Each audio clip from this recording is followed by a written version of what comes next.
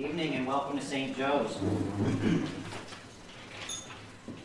And welcome to the kickoff of the ICA's annual convocation. No pressure being the first homilist of the convocation.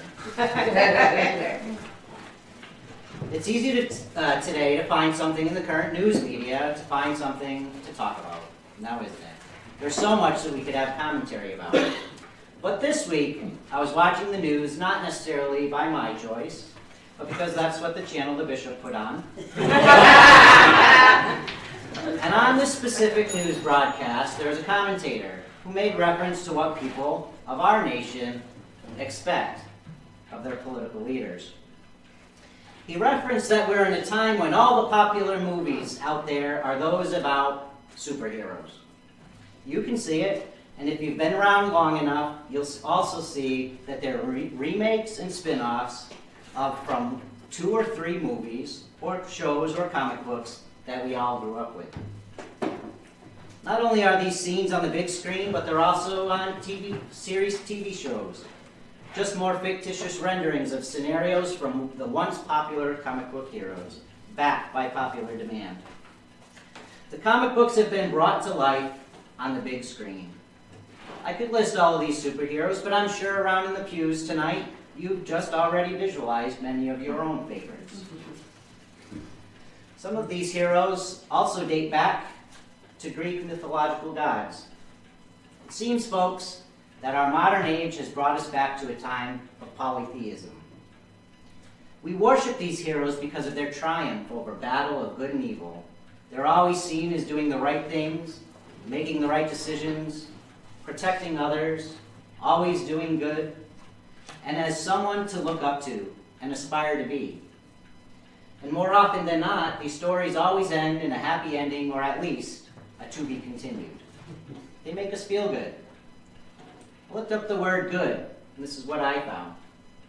To be desired or approved of, having the qualities required for a particular role, possessing or displaying moral virtue, giving pleasure, enjoyable or satisfying, that which is morally right and righteousness, benefit or advantage to someone or something else. The commentator said that this is what people are looking for in the political leaders. Well, if that's the case, then boy, did we get it wrong.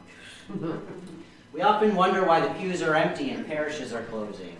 Maybe it's because worshiping is occurring in front of the big screen, or the flat screen, or even on the touch screen. Did you ever notice that the word good has the same letters as God does? Just has another O. How about the word evil? The same, minus the letter D and devil. Good and evil, God and devil.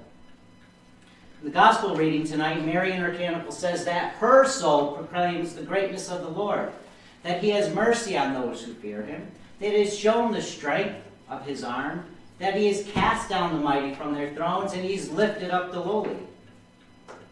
My friends, the greatest victory of good and evil occurs here, every single time that we visit this altar.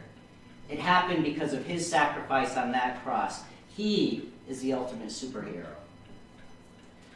You've heard it been said that the people don't attend church because of the clergy, or that people shouldn't go to church because of the clergy.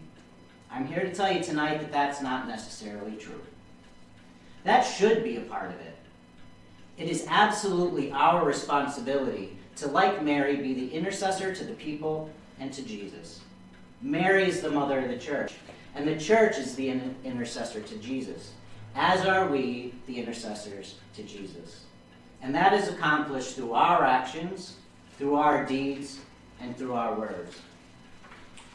In John's Gospel this morning, Jesus tells us that he will send an advocate, the Spirit of truth, and you will know him because he remains with you and he is in you. To everyone here tonight, through our baptism, we have received an indelible mark on our souls. Those who are here from St. Joe's, you heard the bishop say this morning that we are all temples of the Holy Spirit. We carry in us one of the 3 persons of the triune God, and we are made in the likeness of God. And if you've continued with your sacrament of confirmation, you also received additional grace on your soul.